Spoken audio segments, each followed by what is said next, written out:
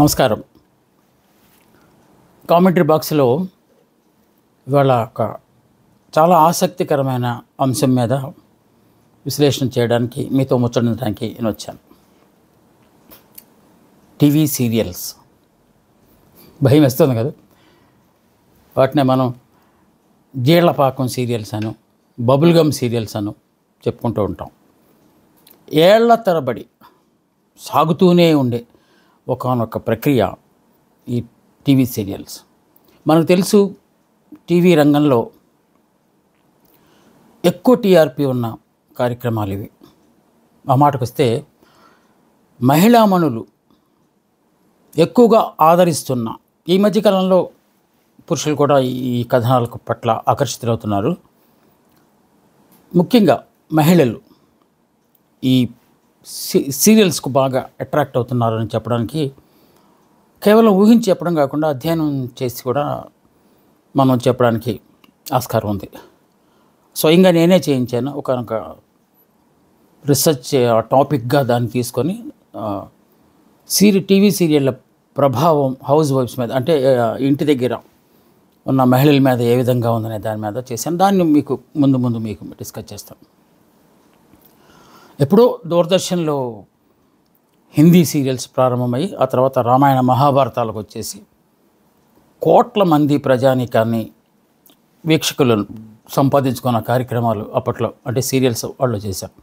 అలాగే షాంబెన్గల్, భారతీయ coach, discovery of India, Nehru గారి పుస్తకంలోంచి ఒక్కొక్క కథనాన్ని తీసుకుని ఆయన ఈ స్మాల్ స్క్రీన్ మీద చేసిన ప్రయోగం కూడా మనం చూసాం. బునియాద్ అలాంటివన్నీ గొప్ప సీరియల్స్ మనకు వచ్చినాయి.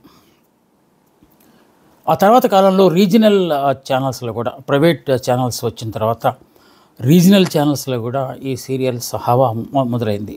బాంబేలో ఎక్తా కపూర్ ఏళ్ల తరబడి సీరియల్స్ ఆవిడ తీశారు.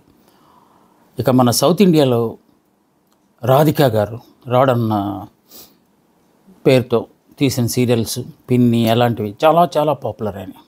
ఇక ఆంధ్రదేశంలోకి వచ్చేసరికి, ఆంధ్ర తెలంగాణ విషయంలోకి వచ్చేసరికి ఆ మంజుల నాయుడు గారు వారు చేసిన, ఇప్పటికీ ఆ పాటలు మన మనసులో మెదులుతూనే ఉంటాయి. మొగలి రేకులు, చక్రవాకం, శ్రావణ సమీరాలు, ఇవన్నీ ఉమెన్ ఎంపవర్మెంట్. ఇప్పుడు విచిత్రమైన అంశం ఏంటంటే, నేను చెప్పిన ఈ 3 పేర్లు మహిళలే. అంటే మహిళలే ఆ సీరియల్స్కి సంధానకర్తలు, సారథులు.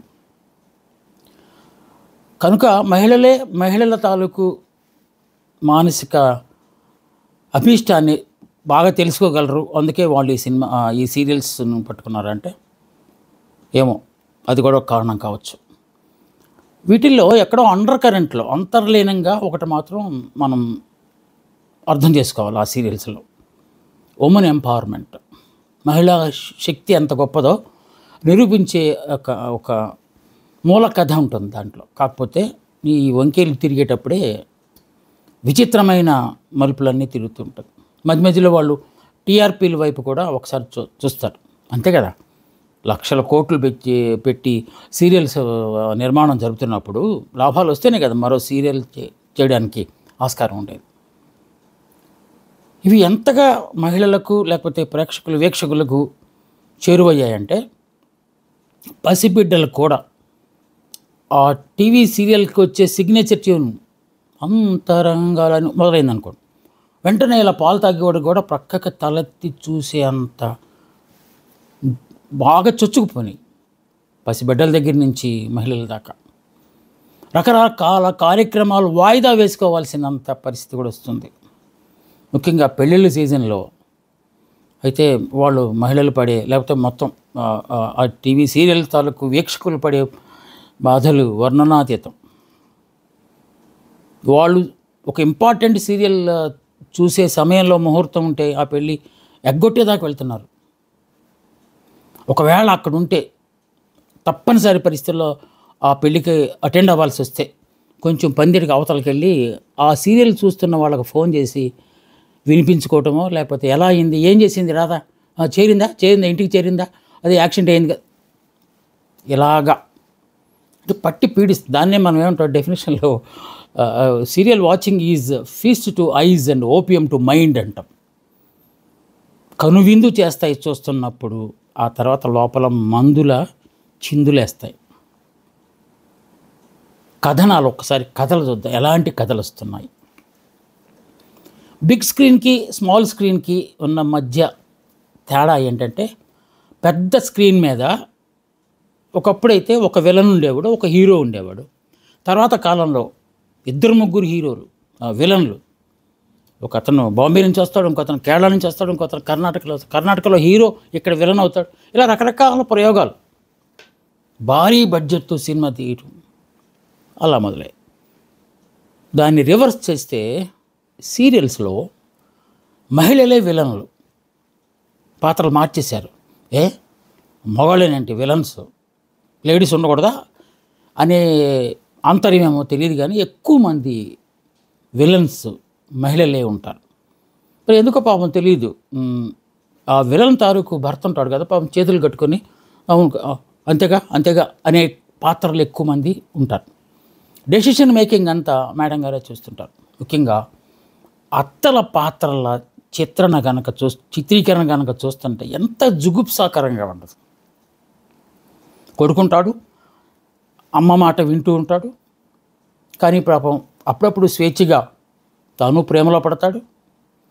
ఆ ప్రేమించిన అమ్మాయిని పెళ్లి చేసుకోలేక బాధపడుతూ ఉంటాడు. ఈలోపు అమ్మగారు అతనికి ఒక ధనవంతురాలైన అమ్మాయిని చూస్తుంది, పెళ్లి చేస్తుంది, పెళ్ళికి వచ్చేస్తుంది. వీడు ముభావంగా ఉంటాడు, ఆ అమ్మాయి బొంబాట్మెంట్ మొదలు పెడుతుంది. ఎంతసేపటికి నేను కోట్లు తెచ్చాను ప్రతిరోజు వాడిని మానసిక క్షోభ పెట్టేస్తుంటుంది. కానీ నిజంగా ప్రేమించిన అమ్మాయి అప్పుడప్పుడు వాడి హృదయాన్ని తాకుతూ ఉంటుంది. ఏం చేయలేడు, అమ్మ మాట జవదాటలేడు, నాన్నకు చెప్పినా ప్రయోజనం లేదు. ఇలాంటి కథల చుట్టే తిరుగుతూ ఉంటాయి. పోనీ అమ్మాయి తాలూకు అమ్మాయిన కొంచెం సుగుణాల రాసి అనుకుంటే అది కూడా కాదు, ఆవిడ పెద్ద విలన్ అక్కడ. నేను చేతులెత్తి నమస్కరిస్తున్నా, మహిళలంటే నాకు చాలా అభిమానం. ఎందుకంటే నా అమ్మ నన్ను ప్రేమగా చూసుకుంది, నా అక్కలు నన్ను బాగా పెంచారు, నా భార్య నన్ను బిడ్డలాగా చూసుకుంటుంది, నా కోడలకు నేనంటే ప్రేమ, నాకున్న మనవరాలు కూడా మమ్మల్ని బాగా చూస్తారు. అంత గౌరవం నాకు స్త్రీ అంటే. నేను చాలామందిని అమ్మానే పిలుస్తాను, నా స్టూడెంట్స్ని కూడా ఏం తల్లి అని పలకరిస్తాను, అంత గౌరవం. నేను మాట్లాడేది కేవలం టీవీ సీరియల్లో వస్తున్న పాత్రల గురించి మాత్రమే తప్ప ఏకంగా మహిళలను ఉద్దేశించి మాత్రం కాదని గమనించాలి. అత్తల దగ్గరికి వెళ్తారు, కన్నింగ్ క్యారెక్టర్స్. ఎంత కన్నింగ్ అంటే, ఒకవేళ ఇష్టం లేని కోడలే వచ్చిందంటే ఆ కోడల్ని ఎలాగా ఇంటికి పంపించేయాలి, ఫోర్స్ఫుల్గా ఎలాగా పంపించేయాలి. ఒకవేళ ప్రెగ్నెన్సీ అని తెలిస్తే అమ్మ గుడ్ న్యూస్ అమ్మ అని వాడు చెప్తే విని లోపల నుంచి క్యారెక్టర్ వస్తుంది అన్నమాట బయటికి, గుడ్ న్యూస్ చూస్తా, ఎలా కంటదా చూస్తా, నేను చూస్తా అని అప్పటి నుంచి మొదలేస్తారు. ట్యాబ్లెట్ ఇవ్వడాలు, లేకపోతే ఏదైనా పసరలు తాగించడాలు, ఇలా రకరకాల జిమిక్స్ వేసి ఆ ప్రెగ్నెన్సీని పోగొట్టడానికి ట్రై చేస్తుంది. అవ్వలేదు, మెట్ల మీద నుంచి జారు పడేలాగా చేయడాలు, అంటే ఆయిల్ పోసి పడేయటాలు అమ్మాయిల్ని. వాళ్ళకి వాడు వచ్చి పట్టేసుకుంటాడు అనుకో, అది వేరే విషయం, అది డ్రామటైజేషన్ అక్కడ. అంటే కిరాతకమైన ఆలోచనలన్నీ చేయటం. తాగే పాలలో విషం కలపడం, ఆ విషం పొరపాటున, అంటే చాలా జిమిక్స్ అన్నీ చేస్తారు. ఆ బాటిల్ తీసుకెళ్ళి తాగమ్మా, తాగు నీ అంటే మీ అమ్మ కూడా ఇలాగేస్తుంది కదా, నేను కూడా ఇలాగేస్తా కదా అనగా పాపం ఇలా పెట్టుకునేటప్పుడు సడన్గా కింద జారి పడిపోతాం. అమ్మయ్య అంటే ఇంకొక 10 రోజులు మనకి కథ నడిచినట్టే. ఇంకా విచిత్రమైన ఓ టెంప్టేషన్ ఎలాగుంటుందంటే, మధ్యలో బ్రేకులు వస్తాయి. హాఫ్ అన్ అవర్ స్లాట్లో మనం చూసేది 12 నిమిషాల సీరియల్లే, మిగతా అంతా యాడ్స్. అంతే కదా, దానికోసమే కదా వాళ్ళు చేస్తున్నారు. ఇప్పుడు పెద్ద స్క్రీన్కి చిన్న స్క్రీన్కి తేడా లేకుండా పోయింది. ఎందుకంటే ఆ సినిమాల్లో చేసిన వాళ్ళు ఎక్కడికి వస్తున్నారు, ఇక్కడ వాళ్ళందరూ సినిమాల్లోకి వెళ్తున్నారు, వైస్ వెర్సా. ట్రాన్స్ఫర్మేషన్ అంటే అది పారాడైమ్ షిఫ్ట్ అంటాం కదా, ఇక్కడ వాళ్ళు అక్కడికి, అక్కడ వాళ్ళు ఇక్కడికి వస్తారు. కనుక సినిమా తీయటమో లేకపోతే సీరియల్ తీయటం అనేది ఖర్చు విషయంలో రెండు దగ్గరగా వస్తున్నాయి. ఎందుకంటే ఇక్కడ కూడా పాటలు పెడుతున్నారు. ఇక రికార్డింగ్ విషయంలోకి వచ్చేసరికి నిన్నగాక మనం రిలీజ్ అయిన సినిమాల్లో మరి అది ఎలా మేనేజ్ చేస్తున్నారో తెలియదు, కానీ కాపీ రైట్ అదంతా. నిన్నగాక మనం వచ్చే సినిమాలో కూడా పాటలన్నీ వేస్తాడు. ఆడదానికి ఎన్ని కష్టాలు వచ్చినాయి, ఆ పాటలు ఉంటాయి కదా, ఆ పాటలన్నీ ఒకటి తర్వాత వస్తూనే ఉంటాయి, సాగుతూనే ఉంటాయి. ట్విస్ట్, నెక్స్ట్ ఏం జరుగుతుంది అనే లోపు రేపటి సంచికలో అని చెప్పి మళ్ళేస్తాం. ఇంకొక దుర్గుణమో లేకపోతే సుగుణమో వెసులుబాటో తెలియదు కానీ, ఈ సీరియల్ ఒక వారం రోజులు చూడకుండా ఏదన్నా పని మీద ఊరు వెళ్ళిపోయి మళ్ళీ వచ్చిన తర్వాత చూసినా కూడా మీరేం బాధపడాల్సిన అవసరం లేదు, అక్కడే ఉంటుంది ఆ సీరియల్, వెళ్ళదు. మళ్ళీ బ్యాక్ వస్తుంది, ఏదో ఒక సందర్భంలో ఫ్లాష్ మళ్ళీ చూపెడతాడు, అసలు ఏమైంది అంటాడు, కలర్లోంచి మళ్ళీ బ్లాక్ అండ్ వైట్లోకి వెళ్ళిపోయి పాతదంతా చూపెడతాడు. ఇలా రకరకాల విన్యాసాలన్నీ చేసి సాగదీసి అందరూ ఒక రోజు వచ్చి, నమస్కారం, మా 3000 ఎపిసోడ్ల సీరియల్ని మీ దిగ్విజయం చేసినందుకు మీ అందరూ మీ పాఠక లోకానికి అని లోపల మనసులో బకలారారా అనుకుంటూ మన ఆశీస్సులు కోరుతారు. అది వేరే విషయం. 3000 అయిపోయిందంట అప్పటికే. మళ్ళీ ఇంకా సాగుతుంటుంది.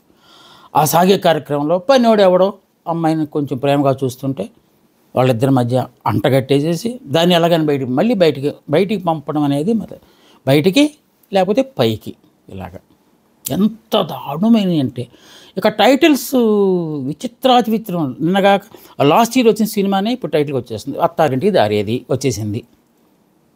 అబ్బా సీరియల్లో ఎంత దారుణమైన అంటే నేను కొన్ని సందర్భాల్లో సీరియల్ పేర్లు చెప్పినందుకు మాత్రం నన్ను మన్నించండి. ఎందుకంటే మనం చెప్పేటప్పుడు పలానా XYZ అని మాత్రం సస్పెన్స్లు క్రియేట్ చేయాల్సిన అవసరం లేదు. సీరియల్ లాగా మనం మాట్లాడేసుకుందాం, ఎందుకంటే అది కాకపోతే కదా, అది వాస్తవం కాకపోతే కదా. ఎంత చేసి అపార్థం చేసుకుంటారు. ఆ అపార్థాన్ని అసలు ఏం జరిగిందంటే అని చెప్పడానికి ఛాన్స్ ఇవ్వరు. ఛాన్స్ ఇస్తే సీరియల్ అయిపోతుంది కదా. అప్పుడు వచ్చేసి అసలు ఏం జరిగిందా వద్దు. మన సినిమాల్లో కనుక ఆపండి అని పెద్దగా అరుస్తారు కదా తాళి పెట్టి కట్టేటప్పుడు, అలాగే ఇక్కడ కూడా ఒక విచిత్రమైన సంఘటన ఉంటుంది. కామన్గా అన్నిట్లో అదే. ఇలా అపార్థాలు చేసుకుంటారు, చాలా గొడవలు అయిపోతాయి, ఎంత అయిపోతాయి. ఆఖరికి విడిపోతున్న సమయంలో సార్ నా మాట కూడా ఒకసారి వినండి, అసలు ఏం ఆపు, నీ గురించి మొత్తం తెలుసు, మా అమ్మ అంతా చెప్పింది అంటే ఆమె చెప్పే వీలు ఇవ్వడు. అలా ఇవ్వకపోవడం వల్ల 100 ఎపిసోడ్లు మళ్ళీ సాగుతుంది. అప్పుడిప్పుడు అతను 100 ఎపిసోడ్కి వెళ్ళిపోయిన తర్వాత మళ్ళీ ఆలోచిస్తాడు, అవును నేను ఆ రోజు పాపం చెప్తానంది మనం వినలేదు, అవకాశం ఇవ్వలేదు, దాంట్లో ఏమన్నా వాస్తవం ఉందేమో ఒకసారి అడిగి చూస్తే పోలా అని కొంచెం సాఫ్ట్ కార్నర్ అమ్మాయి అయిపోతున్నప్పుడు తల్లి గమనిస్తుంది. ఎరా తల్లి, నీకు అల్లం అయిపోయిందా, భార్య బెల్లం అయిపోయిందా, వెళ్తున్నావా మళ్ళీ నువ్వు అటువైపు. మళ్ళీ ఇంకొక 100 ఎపిసోడ్లు సాగిపోతాయి. అలాగే ఆ ట్విస్టుల మీద ట్విస్టులు వచ్చినప్పుడు మరి టీవీ సీరియల్ తీసేటప్పుడు ఎంత గ్లెజరైన అవసరం అవుతుందో నాకు తెలియ. కానీ ఏడుపు కొట్టు సీరియల్ని ఒకప్పుడు మనం అనుకున్నాం, అది ఏంటో అనుకున్నాను నేను. అప్పుడప్పుడు నేను కూడా ఒక బాధితుల్లాగా మారాల్సి వస్తుంది. ఎందుకంటే మరీ బోర్ కొడుతున్నప్పుడు ఏం చేయాలి, ఇంకా ప్రతిసారి న్యూస్ పెట్టలేము. పోనీ న్యూస్ చూద్దామంటే అక్కడ కూడా న్యూస్ సెన్సే. అందుకని సీరియల్ తప్పనిసరి పరిస్థితుల్లో చూస్తున్నప్పుడు మనం కూడా తెలియకుండా దాంట్లోకి వెళ్ళిపోతున్నాం. నేను ఇందాక చెప్పా కదా, feast is opium to mind. మీకు అది పిల్లలకి వర్తిస్తుంది, ఆ పెద్దలకు వర్తిస్తుంది, మనలాంటి వాళ్ళకి కూడా వర్తిస్తుంది. కనుక మనం కూడా ఆ ఉచ్చులో పడిపోయి బయటికి రావడం అనేది, ఆ రొచ్చు అనొచ్చు ఉచ్చు అనొచ్చు, బయటికి రావడం అనేది ఇంపాసిబుల్. అది అవ్వదు, మన లేవనివ్వదు. సో 2 రకాల కార్యక్రమాలు అక్కడ జరుగుతుంటాయి. ఈ ఏడుపు ఎంత ఏడిస్తే అంత టీఆర్పీ పెరుగుతుందట. అందుకని ఎక్కువ ఏడిపిస్తుంటారు. నేను గ్లిజరిన్ కొంటారనుకుంటా, వాడేస్తున్నాం కోసం. అసలు కాస్ట్యూమ్స్ చూస్తే ఉంటుంది మీకు. సీన్ ప్రకారం రాత్రి 10 గంటలు అత్తగారు మెట్లు దిగుతూ ఉంటారు. పెద్ద చక్కని ఒక పట్టు చీర, ఒంటి నిండా నగలు, మేకప్, లిప్స్టిక్, మెట్లు 10 గంటలు, రాత్రి 10 గంటలు అంటే పడుకోపోయే ముందు కూడా ఇది. దానికి ఒక్క సమాధానం ఏమొస్తుందంటే, television is a glamorous media. Glamour లేకపోతే టెలివిజన్లో ఏమీ ఉండదు, కనుక ఇలాంటివి మనం భరించాల్సిందే అనే ఒక సూత్రం అనేది కూడా అక్కడ మనకి చేస్తుంటాం. అసలు వీళ్ళు ఏం చెప్పదలుచుకున్నారు? ఇందాక మనం ఉపోద్ఘాతంలో అనుకున్నట్టు ఉమెన్ ఎంపవర్మెంట్ గురించి చెప్పాలనుకుంటున్నారా? పోనీ ఎంటర్టైన్మెంట్ ఇద్దామనుకుంటున్నారా? ఎన్లైట్మెంట్ ఏమైనా ఇద్దాం అనుకున్నారా? ఇక మెసేజ్ ఏమైనా ఇద్దాం అనుకున్నారా? ఏమీ తెలియదు. ఆ రింగులు తిరుగుతూనే మన బలహీనతలను క్యాష్ చేసుకునేలాగా సీరియల్స్. నేను అంటలేదు అన్ని సీరియళ్ళు అలాగే ఉంటాయి అంటలేదు. ఎలాంటి సీరియల్లోనైనా ఎక్కడో చోట లాస్ట్లో ఒక చిన్న నీతి వాక్యం లాంటిదో ఆ టైంకి ఎవరు సీరియల్ చూడరు. ఎందుకంటే అయిపోతుంది అనగానే మనకి ఇంట్రెస్ట్ లూజ్ అయిపోతుంది, అసలు చూడాలనిపించదు. అదే తెలిసింది ఏమిటో వాళ్ళిద్దరు కలిసిపోతారు. అత్త కూడా క్షమించు అబ్బాయి అని అంటది. ఇంకా దాని గురించి మనం చూసేది ఏముంటుంది. అత్త క్షమించకూడదు, అమ్మాయి సుఖపడకూడదు. అది సీరియల్ పెరగడానికి ఒక బేసిక్ నామ్స్ లాగా తయారైపోయినాయి. అంత ఘోరాధిఘోరం. నేను ఇందాక ప్రస్తావించాను, టీవీ సీరియళ్ళు ఎంత దాకా వెళ్ళాయంటే భార్యాభర్తలు డివోర్స్ తీసుకునేదాకా కూడా వెళ్ళినాయి. ఇది నేను అలవోకగా ఒక ఎగ్జాంపుల్ లాగా నేను చెప్పట్లేదు. రీసెర్చ్ నా స్కాలర్ ఒక ఆవిడతో సీరియల్స్లో ఇంపాక్ట్ ఎలా ఉన్నది ఫ్యామిలీ కుటుంబ సంబంధాల మీద అంటే 2 కేసులు మాకు తగిలినాయి. ఒక అర్బన్, ఒక రూరల్. ఎందుకంటే అర్బన్లో కొంతమందిని శాంపిల్ తీసుకున్నాము, రూరల్లో కొంతమందిని తీసుకున్నాం. రిమోట్ దగ్గర గొడవ అయ్యి అలిగి 10 రోజులు మాట్లాడుకోకుండా ఉండటం. కానీ టీవీ సీరియల్ చూడకుండా మాత్రం ఉండరు, చూస్తారు. తర్వాత ఉదయాన్నే వండేసి దాన్ని ఫ్రిడ్జ్లో పెట్టి రాత్రికి, ఎందుకంటే ప్రైమ్ టైంలో అన్ని బ్రహ్మాండమైన సీరియల్స్ అప్పుడు వంటగదిలో ఉండటం అనేది అసలు ఏమో. ప్రస్తుతానికైతే కొంతమందికి హాల్లో సిట్టింగ్ దగ్గర, పేరెంట్స్కి బెడ్రూమ్లో కూడా టీవీలు ఉన్నాయి. ఇక వంటగదిలో టీవీలు వస్తే లేదో మనకు తెలియదు. అక్కడ డిస్టర్బెన్స్ ఉంటుందిలే, ఎందుకంటే తెరక మూతలు ఇవన్నీ ఉంటాయి, సౌండ్స్ వస్తాయి కనుక అక్కడ పెట్టలేరులే. ఖచ్చితంగా సీరియల్ చూడాలి. అప్పుడు ఏం చేస్తున్నారు, ఉదయాన్నే సాయంత్రానికి కూడా వండేసి ఫ్రిడ్జ్లో పెట్టి ఆయన రాగానే ఆయన వస్తాడు కానీ పాపం హారన్ కొడతాడు తీరు. ఎందుకంటే ఇక్కడ ఒక టెన్స్ క్రియేట్ చేసే సీన్ వస్తుంది. ఆ సీన్ దాటి వెళ్ళటానికి లేదు. అక్కడ బెల్ కొట్టి కొట్టి కొట్టి కొట్టి చాలాసేపటికి ఎప్పటికీ వెళ్ళి తీస్తారు. బ్రేక్ వచ్చినప్పుడు పాపం వాడు లోపలికి వస్తాడు. ఇంక మామూలే మాట్లాడితే ఈవిడ చూసుకుంటూ కూర్చుంటుంది. అతను పాపం చేసి మొత్తానికి ఒక కప్పు టీ ఇస్తే తాగుదాం అనుకున్న దశలో మళ్ళీ సీరియల్లో వెళ్తారు. అది కూడా వాడు టీ పెట్టడం నేర్చుకుంటాడు. నేను మళ్ళీ విమెన్ క్రిటిసైజ్ చేయట్లా. ఇంటి దగ్గర ఉన్న వాళ్ళు బయట నుంచి వచ్చే వాళ్ళ కొంత ఓదార్పు ఉపశమనం కలిగించాలి కదా. అలా కాకుండా ఇలా సీరియల్ చూస్తూ ఉంటారు. అది ఎలాగ రగడకు దారితీస్తుంది, వాళ్ళిద్దరి మధ్య ఘర్షణ ఏ విధంగా జరుగుతుంది అని దాన్ని ఉదాహరించడానికి మాత్రమే ఇది చెప్పాను. అది అంటే చద్దికూడు పెట్టడం, ఫ్రిడ్జ్లో పెట్టిన ప్రిజర్వ్డ్ ఫుడ్ పెట్టడం. దాని దగ్గర ఆయన మోభావంగా తింటాడు. ఏంటి బాగాలేదా అంటది తపాలు అటు చూస్తూనే సీరియల్ వంక చూస్తా వాడు ఏం వేసుకున్నా కూడా తెలియకుండా మాట్లాడేస్తాడు. అక్కడ కొంచెం పెరుగుతుంది వాదన. ఆ తర్వాత సరే నాకు ఫ్రెషర్ పెట్టవచ్చు కదా, ఇలాగ జంక్ ఫుడ్ నాకెందుకు అంటే వంట చేస్తూ టీవీ సీరియల్ చూస్తూ వంట చేస్తూ ఇది మాడిపోద్ది. ఇక్కడ మాడిపోయిన భోజనం పెట్టినందుకు వాడు మళ్ళీ ప్లేట్ ఇసిరి కొడతాడు. గొడవ మళ్ళీ సీరియల్లో కథలేం పనికి వస్తాయి, ఇక్కడ గొడవ. నేను అనుకున్నా దాంట్లో సేమ్ ఇంతే, మీలాంటి మొగుడే భార్యను అర్థం చేసుకోడు, ఆవిడ సుఖాన్ని ఏం పట్టించుకోడు, ఆవిడ అవసరాలు ఏం తీరడు. ఎంతసేపటికి తన ఫుడ్ తన సుఖం ఆవిడంట ఆ క్యారెక్టర్. అది దెప్పి పొడిచడానికి వాళ్ళిద్దరు గొడవ చేసుకుంటారు. అసలు నిన్ను కాదు అని రిమోట్ని పగలగొట్టేస్తాడు. రిమోట్ పగలగొడతావా నువ్వు, నా సీత ఏమైపోయింది ఆ సీరియల్లో నాకు ఇప్పుడు తెలియాలి అని వెంటనే పక్కన వాళ్ళకి ఫోన్ చేసి ఏం జరుగుతుంది అని కనుక్కుంటాం. ఇలాగా గొడవ ముదిరి డైవర్స్కి అప్లై చేసుకున్నారు. ఒక కుటుంబం విడిపోయింది. మానవ సంబంధాలు కూడా పూర్తిగా తెగిపోవడానికి ఈ సీరియల్ ఎలా పనిచేస్తున్నాయంటే, పాపం ముసలాయన ఇంట్లో ఉంటాడు. అంటే సాధారణంగా మేమిద్దరం మాకిద్దరు అనే ఒక న్యూక్లియర్ ఫ్యామిలీ కాన్సెప్ట్ వచ్చిన చోట కూడా ఉమ్మడి కుటుంబ వ్యవస్థ కొంత నడుస్తున్నది. అది కొంచెం మనం ఆహ్వానించదగ్గ పరిణామం కింద చెప్పుకోవాలి. ఇక్కడ మామగారు పాపం ఆయన ఎంతసేపటికి అంతర్యామి ఇలాంటి కార్యక్రమాలు, ఉదయాన్నే ఈ వాస్తు కార్యక్రమాలు, లేకపోతే జ్యోతిష్య కార్యక్రమాలు, ప్రవచనాలు, గరికపాటి వారు, చాగంటి వారు, వాళ్ళ గురించి ఆయనకి వినడం ఇష్టం. అవును బంగ్లాదేశ్లో ఏదో అయిందంట కదా, ఇరాన్లో మళ్ళీ మొదలైందంట కదా, ఇలాంటి పాపం ఇంట్రెస్ట్ ఉండి ఎప్పుడో న్యూస్ పెట్టుకోవాలని చూస్తాడు. దొంగతనంగా చూస్తారు పాపం. అది కూడా టీవీ సీరియళ్ళు రాని టైంలో చూడటానికి ఆస్కారం ఉంటుంది. వాడు చూస్తూ ఉంటాడు. స్కూల్ నుంచి పిల్లవాడు వస్తాడు, వాడు ఇంటర్నేషనల్ క్రికెట్ జరుగుతుందని వాడు రిమోట్ లాక్కుంటాడు. తాతయ్యని న్యూస్ కట్ చేసి వాడు స్పోర్ట్స్కి వెళ్ళిపోతాడు. వీళ్ళిద్దరి మధ్య బంధం తెగిపోయింది.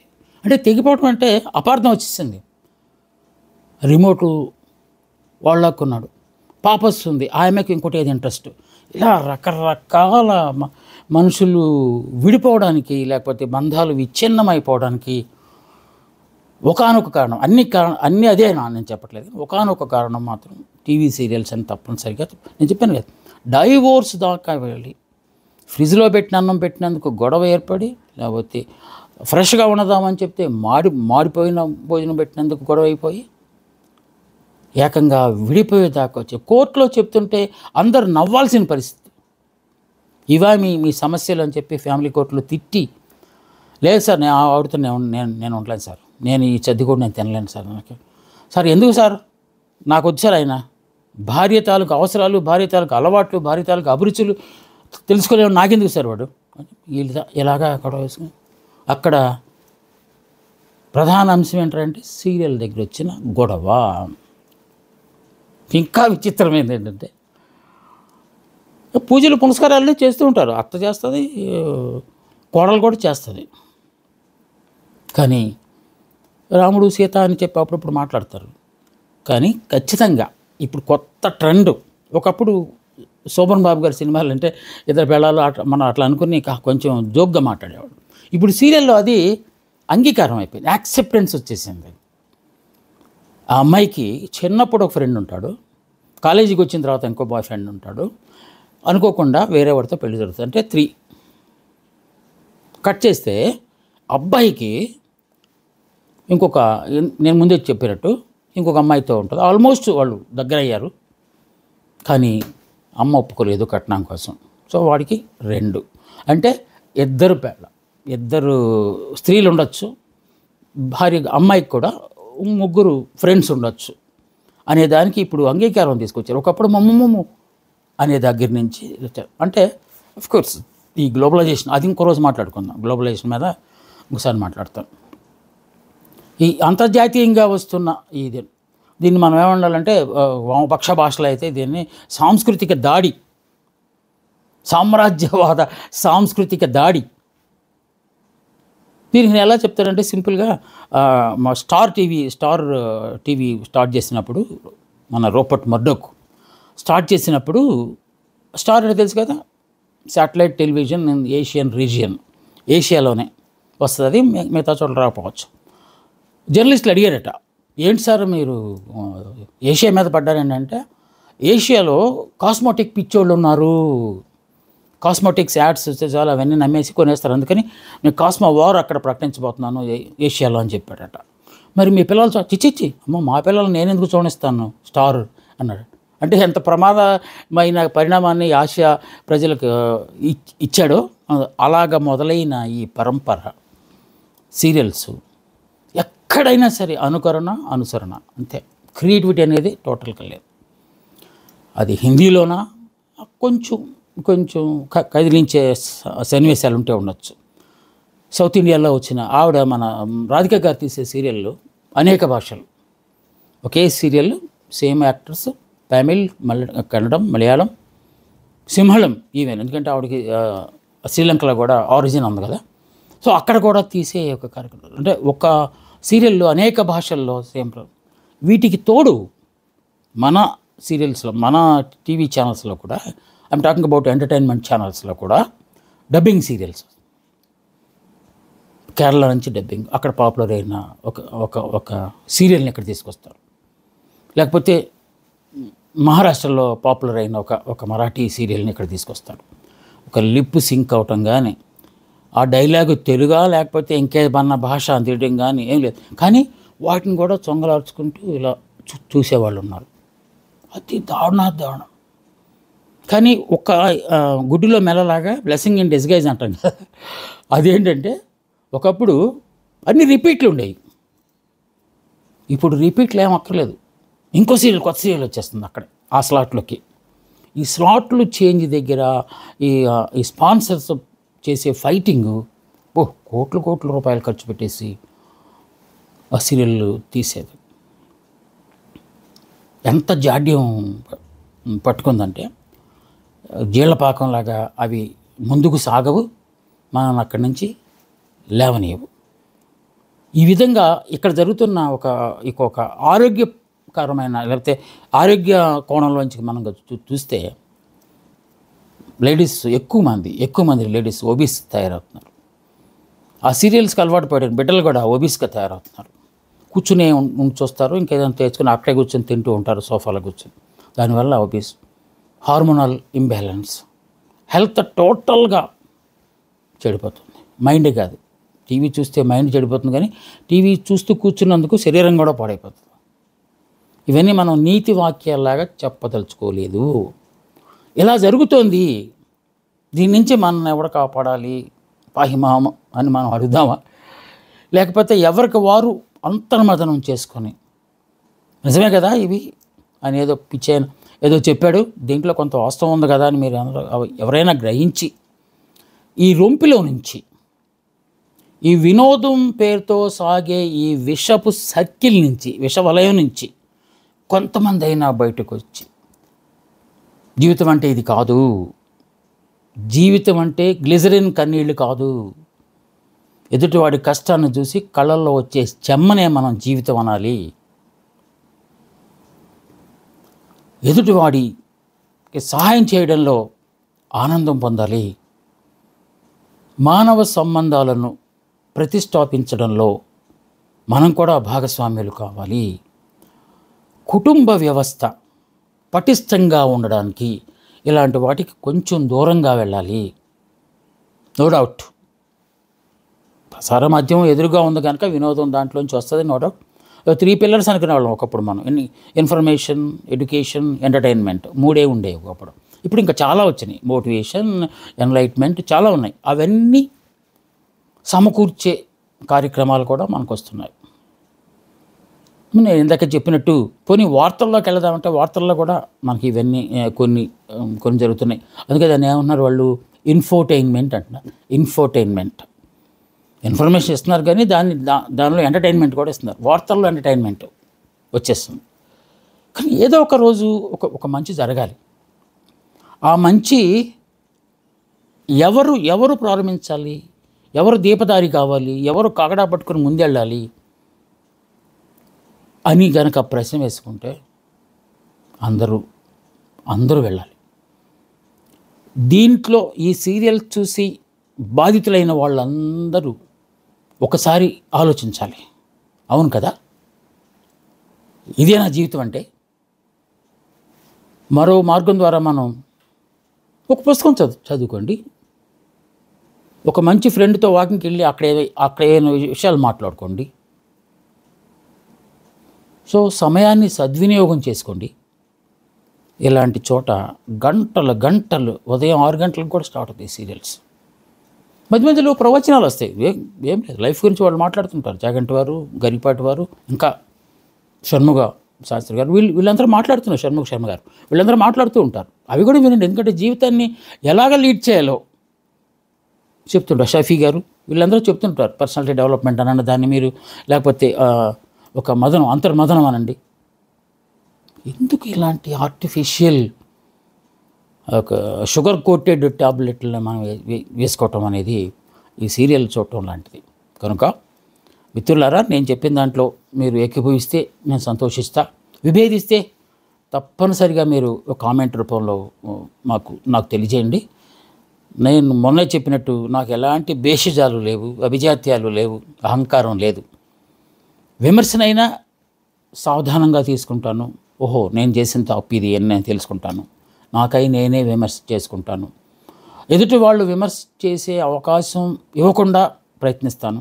నన్ను నేనే సంస్కరించుకుంటాను.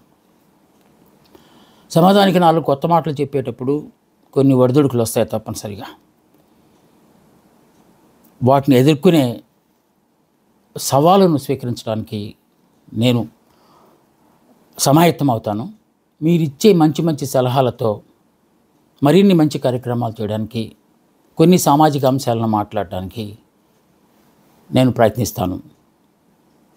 చూడండి మన ఛానల్ బీవీసీ వాయిస్, లైక్ చేయండి, ముందు సబ్స్క్రైబ్ చేయండి. ఎందుకంటే మీరిచ్చే ఆ ప్రోత్సాహమే నాకు మరింత ఉత్సాహాన్ని పెంచుతుంది.